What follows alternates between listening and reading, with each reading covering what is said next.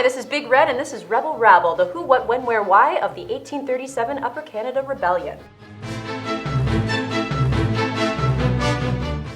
Now here in Upper Canada, basically Ontario for what we call it now, we were owned by Queen Victoria and her empire that spanned the world. Now, she's back in England, and she can't rightly just come over here in an airplane, nor can she Skype, so she needs somebody over here in a colonial government to look after Canada, to make sure everything's running peachy keen. Here in Upper Canada, we have a lieutenant governor that's going to look after Canada for Queen Victoria, or, you know, the captain to Team Canada. His name is Sir Francis Bondhead, and his right-hand man is General Fitzgibbon. Since 1812, the Canadas have been having a little bit of a hard time settling in above their American neighbors. Why? Well, the War of 1812 left a little bit of a sour taste in most Canadian mouths. Say that 5 times fast. Canadian mouths, Canadian mouths, Canadian mouths, Canadian mouths. No, it just sounds weirder every time. Can they trust their American neighbors?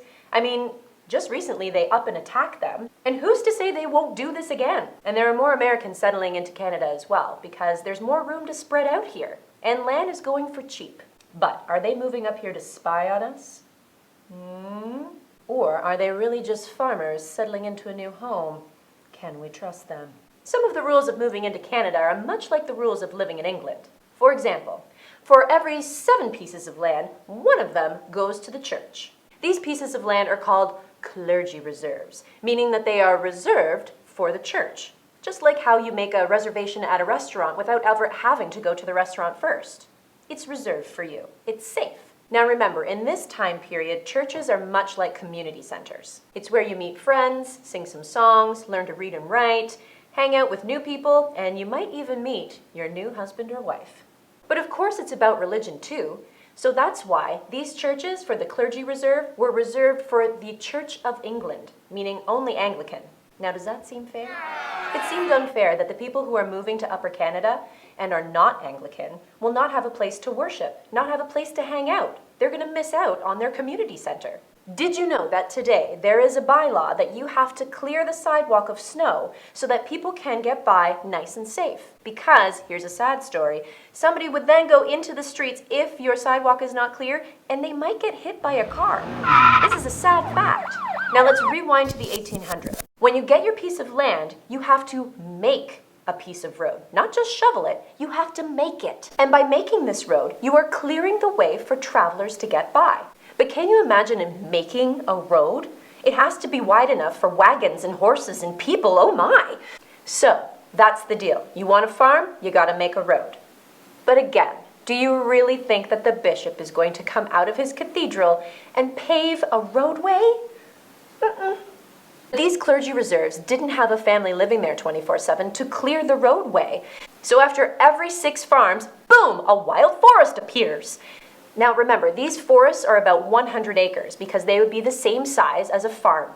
So how big is 100 acres? Not all of us live on farms these days. A farm is about 6.7 hockey rinks, length after length after length.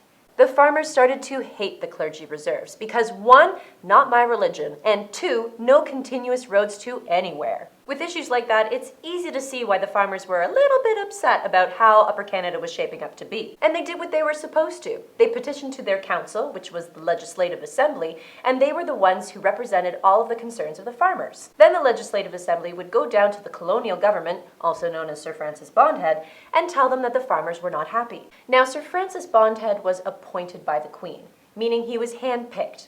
He didn't go to school for his job, he didn't get voted in, he was just put there by the British government. And he wasn't that great at his job either. So when he got the job, he started surrounding himself with people who made him look good, meaning friends, and maybe even a little bit of family. People that were usually going to agree with what he was going to say. Now does that sound fair? He didn't conduct interviews. He didn't even let people vote people in who were right for the job. Nope. Sir Francis handpicked his favorites to come into office with him.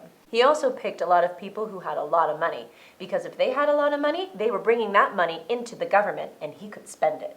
This group of people were nicknamed the Family Compact, because it was a lot of his friends and prestigious families with a lot of wealth. This was a select few that made it into the Family Compact. So not fair. I mean, let's think about it. You go to school, you study hard, you go for 4 years of university, and you specialize in that field, and you know this job, you want this job, you love this job, but you can't have it. Because the guy that's hiring hires his brother who hates the job, has never even read a book about it, but because he's the guy's brother, he gets the job. So not fair. Welcome to the family compact. So you can see why this made the farmers even madder.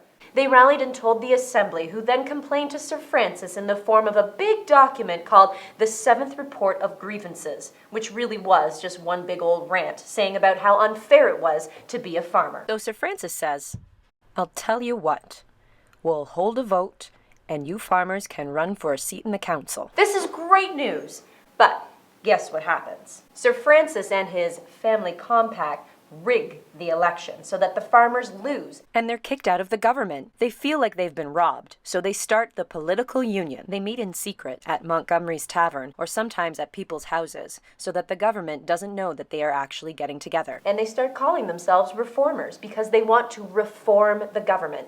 Get it? They want to reform the government of the Canadas into something that's fair for all of the immigrants that are coming to Canada. The farmers are so angry. On top of all of this political stuff, their crops are dying, meaning that they have very little food. And Britain isn't sending financial support, meaning money is tight too. We interrupt this Rebel Rabble to bring you a list of why the reformers are so bad.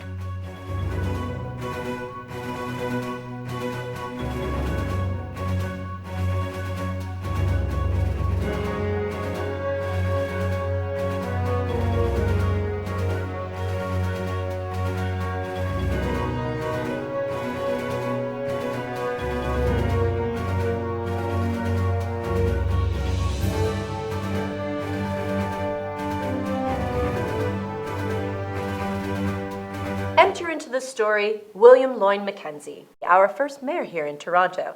Now, he's a blogger for the Colonial Advocate, or at least he would have been if he was here today.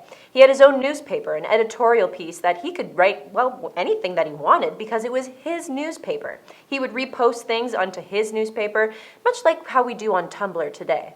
He is the angriest, or at least the loudest. Rumor is he would yell in court and even throw his toupee at people. He takes charge of the reformers, who start calling themselves rebels because Mackenzie wants a war.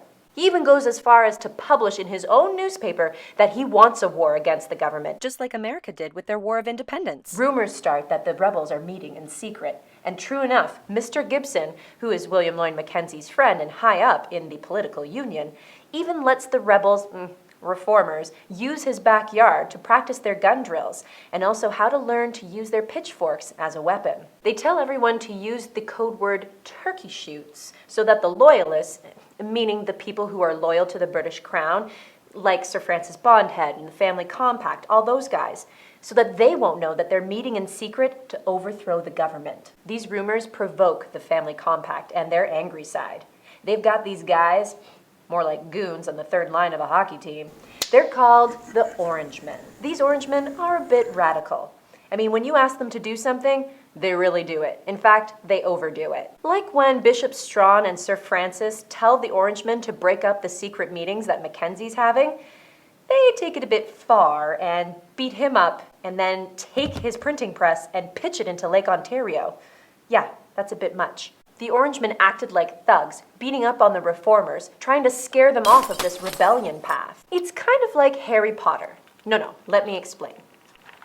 So in Harry Potter, you've got Voldemort. Here in this story, very much like Bishop Strawn, the head of all of those clergy reserves and the British Church here in Upper Canada, sends out the Death Eaters. Here in this story, they're the Orangemen, or Men of the Orange Order. And they rough up those opposing the new rule in the Ministry of Magic, also known as Upper Canada in this story. The rebels or reformers are like those in the Order of the Phoenix, trying to use words but then are bullied into using physical force, much like how the Dumbledore's army had to form. And they oppose this unfair rule. See? Just like Harry Potter. So, all of this leads to the rebellion of Upper Canada in 1837. But really, did it have to come down to a gunfight on Yonge Street in the middle of December and also setting people's houses on fire? Okay, I'm getting ahead of myself. But wait, I've been doing all of the talking, so we're going to turn off this video soon so that you can start talking with your group and your historical interpreters about all of these issues. Key things to ask. Why are the reformers, or farmers, rebelling in the first place? Who are the people involved, and why did they get mixed up in this whole rebellion in the first place? All right, so it's time to turn the video off and talk with your historical interpreters about all of these issues. This has been Big Red, and this has been Rebel Rabble.